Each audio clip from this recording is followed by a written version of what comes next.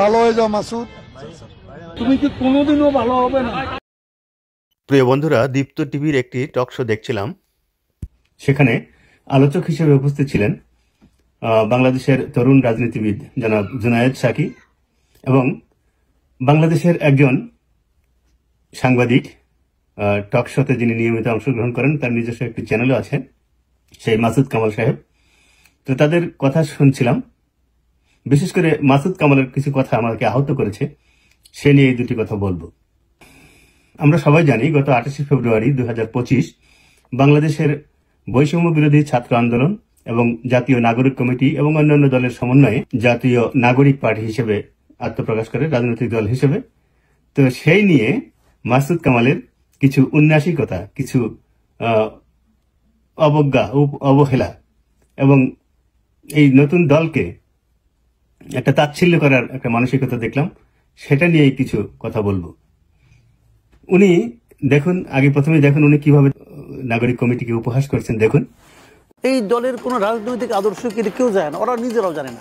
উনি বলছেন এই দলের রাজনৈতিক কি আদর্শ কেউ জানে না, ওরা নিজেরাও জানে না।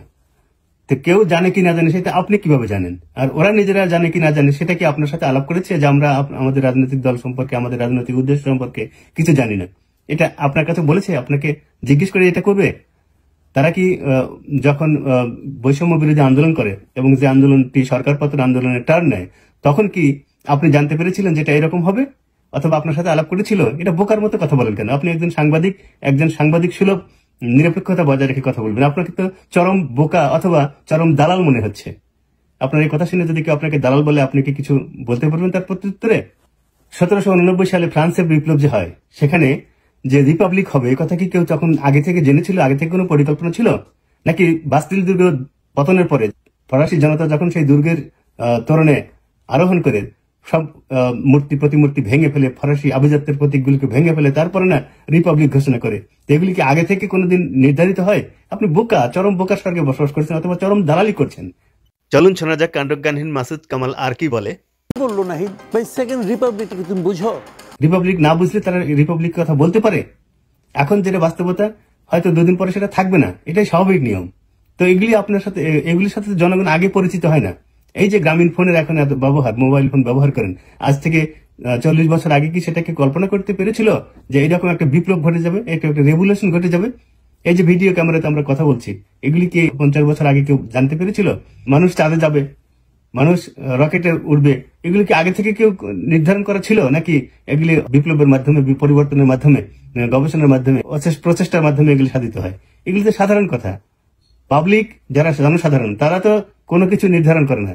কোনো কিছু নির্ধারিত হলে জনগণ সেগুলিকে সাপোর্ট করে, তারপরে সেগুলি সফল হতে পারে। এগুলি আপনি না বুঝে অথবা বুঝে কেন দালালের মতো কথা বলেন অথবা বোকার মতো কথা বলেন? মানুষ তো হাসবে। আপনার প্রজ্ঞা নিয়ে আপনাকে টেলিভিশনে ডাকে কারা টক শোতে?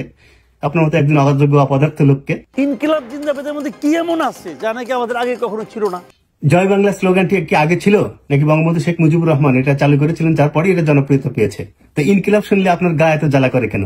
ইনকিলাব শব্দের অর্থ হলো বিপ্লব, একটা পরিবর্তন। সেটা যদি কেউ উচ্চারণ করে তাদের স্লোগান হিসেবে, সেখানে তো আপনার গাত্র দেওয়া হওয়ার কথা না। আপনার গা জ্বলে কেন? আমাদের গা জ্বলে না, বাংলাদেশের বেশিরভাগ মানুষের গা জ্বলে না। ইনকিলাব শব্দের সাথে আমাদের নতুন পরিচয় হচ্ছে, একটা নতুন জোশ আছে, একটা নতুন আবেগ আছে। এটা বলে আপনার আপত্তি কেন? আপনার গা জ্বলে কেন? পরিশেষে বাংলাদেশের সেই বিখ্যাত জোকার রাজনীতিবিদ ওবায়দুল কাদের সাহেবের সেই কথাটি আপনাকে স্মরণ করিয়ে দিতে চাই। ভালো হয়ে যাও মাসুদ, তো আপনি ভালো হয়ে যান, তা না হলে আবার হয়তো আমাকে বা আমাদেরকে বলতে হবে তুমি কি কোনোদিনও ভালো হবে না। বন্ধুরা, ভিডিওটি কেমন লাগলো? যদি ভালো লেগে থাকে তবে দয়া করে একটি লাইক, কমেন্টে শেয়ার করবেন এবং আমার ইউটিউব চ্যানেল বাঘা তেঁতুল ভিজিট করে দয়া করে সাবস্ক্রাইব করবেন। সবাইকে অশেষ ধন্যবাদ।